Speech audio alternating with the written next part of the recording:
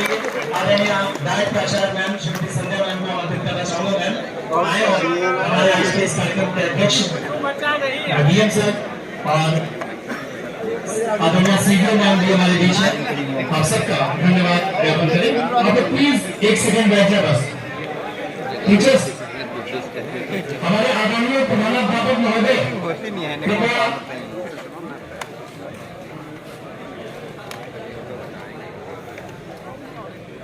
हमारे इस कार्यशाला के DM sir, CDO madam, AD basic, BSA साहब तथा इस सभागार में उपस्थित सभी हमारे हेडमास्टर बीओस, आज हम लोग के लिए बहुत ही सौभाग्य की बात है कि इतना अच्छा वर्कशॉप हम लोग को मिला और जो चीज़ें यहाँ बताई गई हैं सारी चीज़ें आप लोग जानते हैं, लेकिन ये जो वर्कशॉप के माध्यम से डीएम सर ने हम लोग को बताया, इसको लग रहा है कि हम लोग जो जॉब स्टार्ट किए थे पुराने दिनों पहुँच गए।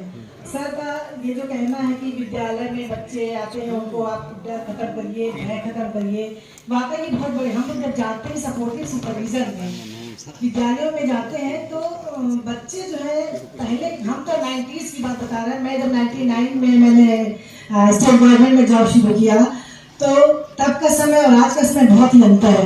पहले हम लोग जाते थे तो हेडमास्टर लोग बस मैडम दरवाजे नहीं, खिड़की नहीं, ब्लैक बोर्ड नहीं।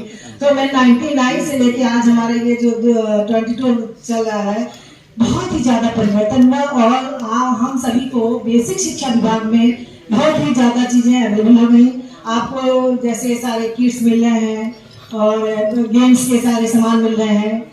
आपको TLN सिखा भी, हमने जो TLN की ट्रेनिंग कराई है अपने डाइट में, सभी लोग ने बहुत अच्छे से सीखा और जो भी ट्रेनिंग हमारे यहाँ होती है सभी लोग 10 से 5 तक आप लोग ट्रेनिंग लेते हैं। इसलिए मैं इस पूरे मंच के माध्यम से आपको धन्यवाद देती हूँ कि आप लोग बहुत ही अच्छे से ट्रेनिंग लेते हैं। लेकिन वो ट्रेनिंग हम तब सफल मानेंगे जब हमारा विद्यालय, एक विद्यालय में वो चीज़ें पहुँच जाए।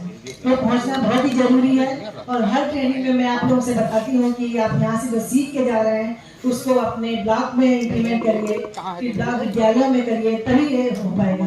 और जो ये ग्रेडिंग सिस्टम सर ने आज बताया ही, ये हम लोग हर विद्यालय में जब जाते थे पहले जो हमारा मिशन प्रेरणा चलता था उसमें हम लोग जो आपको प्रेरणा तालिका था उसमें आप लोगों के यहाँ से टिक नहीं लगता था, बच्चों के नाम लिखे होते थे, कौन सा बच्चा किस लेवल पे है। जब विद्यालयों में इसको हम लोग कहते थे तो आप लोग द्वारा ये कहा जाता था कि मैडम अगर हम लोग यहाँ पे टिक कर देते तो बच्चे में ही भावना पैदा होती है कि ये बच्चा इस लेवल का है। ये बात अपने डीएम सर से भी बात किया हम लोगों ने, तो हमने कहा वहाँ पर कि आप उसको मोटिवेट करके भेजिए कि देखो ये बच्चा पढ़ करके इस लेवल पे आया है, आप भी पढ़ो, एक दिन इस लेवल पे आओगे तो आपको भी उनको प्रोत्साहन के रूप में करिए तो निश्चित ही बच्चे बढ़ेंगे।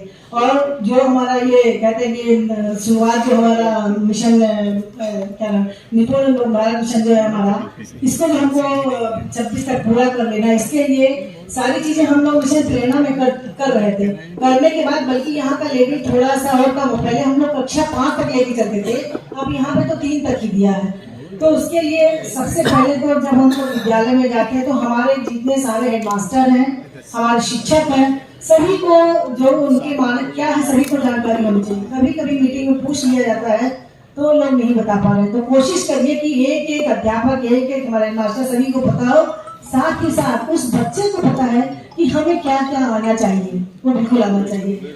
और शुरुआत से ही जब आप बच्चे को ट्रेस आउट करते हैं तो आपको पता चल जाता है कि किस बच्चे का किधर का इंटरेस्ट है। उस इंटरेस्ट को निकाल करके उस बच्चे को हमको शिक्षा देनी पड़ती है। कोई जरूरी नहीं कि हिंदी में अच्छा है, गणित अच्छा हो सकता है, किसी टेक्निकल में। मैं जब क्लास 2 में थी कुछ दिनों के लिए मैं GGIC में भी गई थी, तो वहाँ पे ट्रेड चलता था, science side, art side, commerce और ट्रेड, जो व्यवसायिक शिक्षा। तो जब बच्चों को व्यावसायिक शिक्षा में प्रवेश करने के लिए कहा जाता था तो गार्जियन आते थे और गार्जियन कहते थे क्या मैडम व्यवसायिक शिक्षा में क्या डालना। उसके बाद फिर हम लोगों को मोटिवेट करते थे कि अगर बच्चे को हम व्यावसायिक शिक्षा में पढ़ाएंगे तो निश्चित रूप में वो आने वाले समय में अपने पाँव पर खड़ा होगा। और आपको बता दें कि जहाँ 10-15 बच्चे व्यवसायिक शिक्षा में आते थे, 50-50, 60-60 बच्चे हमारे में 5,500-6 हज़ार की GGIC AD में इस संख्या रहती थी, गोरखपुर में। और आज के दौर में बच्चे जो व्यवसायिक शिक्षा से जॉब किए हैं बड़े खुश हैं और चले। बस हमारा कहने का ध्येय है कि उनका जो एम है, उनका जो लक्ष्य है, उसको आप डिसाइड कर लीजिए, वो कहाँ किस जाना चाहते हैं और उनको मोटिवेट करिए। जब उनका लक्ष्य निर्धारण हो जाता है, उसके बाद से शुरू से ही बच्चे में, चाहे वो हमारे बच्चे हों, मैं आपको अपने 35 साल का अनुभव बता रही हूँ कि अगर बच्चे को आप शुरू से मोटिवेट करते हो, जैसे आज का दौर, पहले का दौर तो आसान था क्योंकि बहुत ज्यादा टीवी नहीं थी, व्हाट्सएप नहीं था, और आज का तो जो बच्चा पैदा होता है वो जब तक व्हाट्सएप पे गाना सुना दो तभी चुप हो जाता है।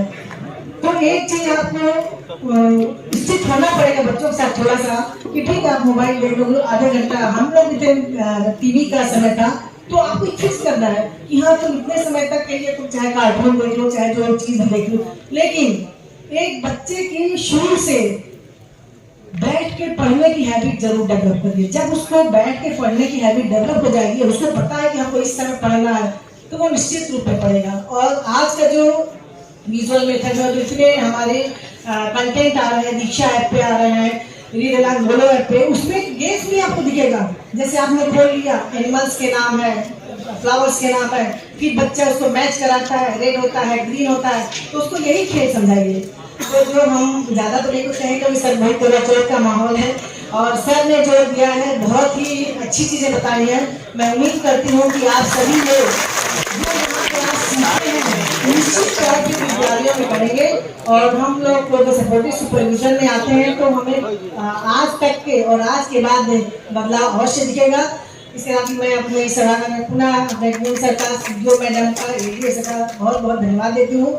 और मैं डीएम सर से ये भी अनुरोध करूँगी कि ये तो हमारा अभी 15 का एक और है, मैं चाहती हूँ कि सारे शिक्षकों के साथ हो जाए, तो मेरे ख्याल से मिशन निपुण में हम लोग नंबर 1 पे रहेंगे पूरे उसमें। इसी सभी को एक बार धन्यवाद। Thank you so much ma'am.